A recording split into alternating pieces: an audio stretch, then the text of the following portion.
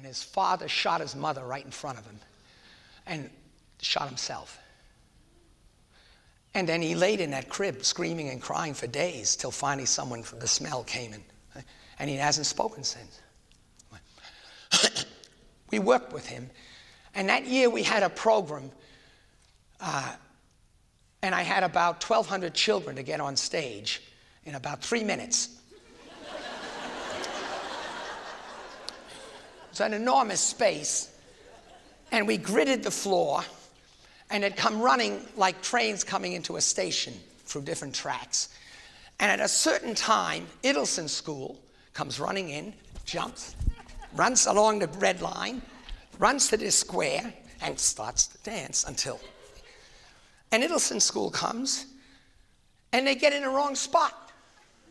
Instead of the blue box, they're in the green box, led by Michael.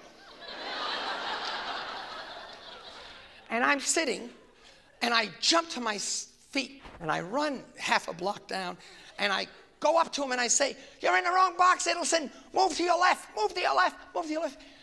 And Michael is, and then he says, "I'm so happy.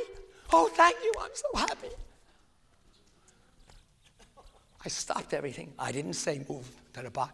I didn't care if the whole thing collided. We had to go back. Took us a half hour to get everybody back and redo it. The whole program was worth it. It was a breakthrough. Why? We caught his emotion. We don't need to be sorting kids. We need to be teaching kids that once they don't reach a field of a mastery or some degree of understanding, that they can go back on the journey and assimilate other experiences until they understand. And we should teach for learning, teach for understanding, and not just teach it once and say, "Well, you didn't get it, you're an F and you're not going on," but to say, "Wow, you didn't get it. What else can I do to make your experience more meaningful for you so that you come to understanding?" If you look across the country, you'll find out that the highest subscribed to professional development classes have to do with classroom discipline. A quick way to fix discipline in my classroom, to make it easier for me. My contention is that we should spend more time and more money on making our instruction rich and our curriculum rich. So therefore, see, in my evaluation of teachers, I was able to point out the fact is, areas where there is no management problems are areas where there's a strong relationship between quality curriculum and quality instruction. At least for normal children, the problem is not that they cannot learn. The problem is they don't want to learn, because the learning is presented in a way that they either are bored or anxious rather than experience this state of optimal involvement, which ideally would be there in every learning experience, and which you can find among creative people. On the one hand, our culture is in awe of the achievements of science as they reveal more and more detailed information about how galaxies are put together, what happened at the first nanosecond of creation billions of years ago. We are in awe about the detailed information about how the brain is put together and how it works.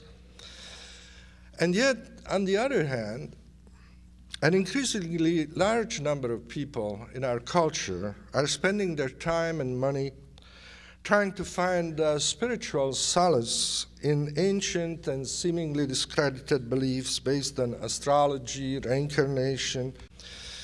So one of the things that I am curious about is the reasons for this schizoid relationship we have with science. On the one hand, taking it for granted and admiring it and feeling awe for it, and on the other hand,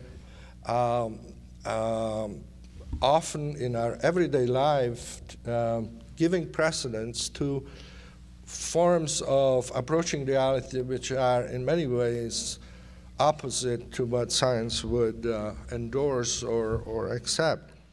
It's not reason versus emotion. It is not the cultural acquisitions that give us ethical behavior versus the emotional machinery that leads the social behavior in the squirrel or in the wolf in the jungle.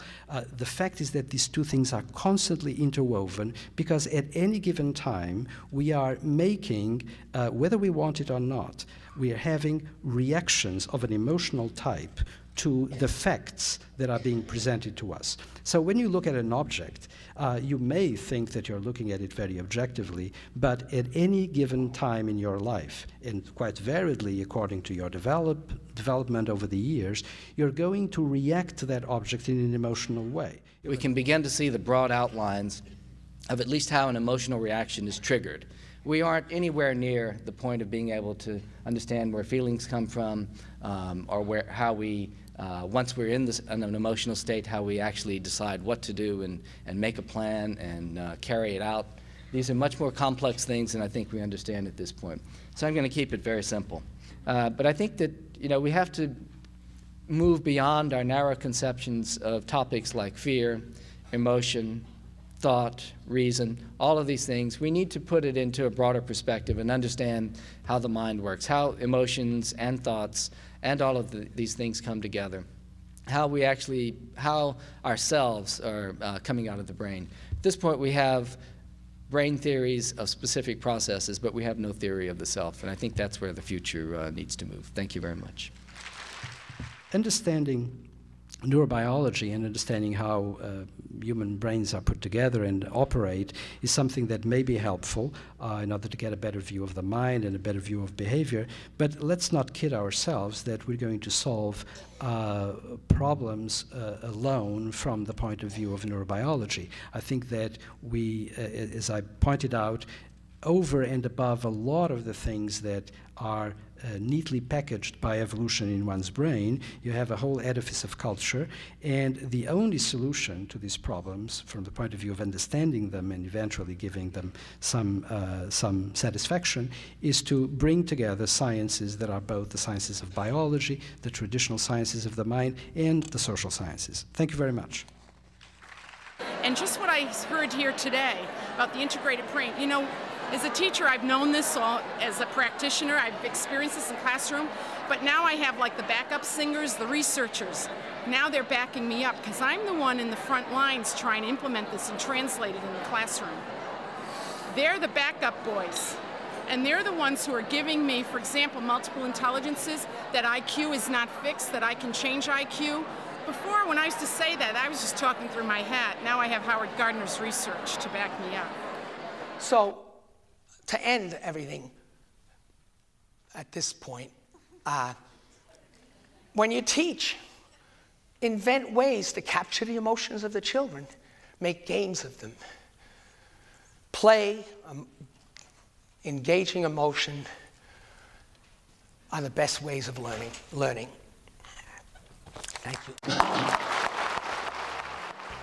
But this is only the beginning. Understanding how emotional intelligence and the brain affect education is an exciting and important area for cross-disciplinary study. The Foundation for Human Potential is on the leading edge of this work. For more information, please contact Andrea Gellin Shindler at 847-853-9881.